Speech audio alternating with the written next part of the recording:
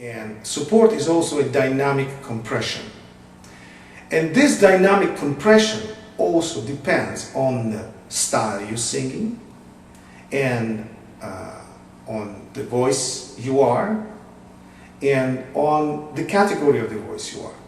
There is a difference between a lyric tenor support and dramatic tenor support. The common concept is the same, is to bring the beautiful sound without force throughout the register. But in particular, there is a difference because if you have this experience of transforming yourself from lyric to dramatic, because you found out that your resonance allows you to do that, and you can have a bigger voice, you have to understand a very important thing, that the support in that case, or the diaphragm if you like, plays the role of a balancer.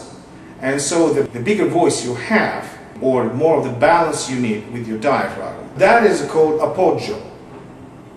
It means, I'll just explain it. Let's say you have a light tenor voice, you still need the support, and the concept is the same. The diaphragm works as the balancer.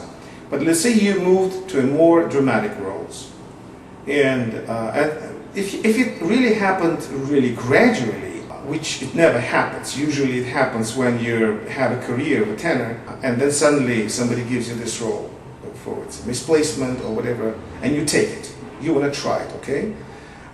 So you feel that this volume that you produce is somehow out of your control, and you start kind of screaming. You don't understand why it happens, because before you were perfectly supporting your voice, singing lyrical roles, and now as you moved to a more dramatic voice or darker voice, you start to understand that something is wrong with you. And this something in support, it means that no matter how good you were, where you were a lyric tenor, if you change that into dramatic voice, you need to learn how to support that dramatic voice. And the concept, of course, is very simple. It's like, this is the light voice, and you need a lighter diaphragm opposition. The heavy voice needs a more diaphragm opposition or balancing.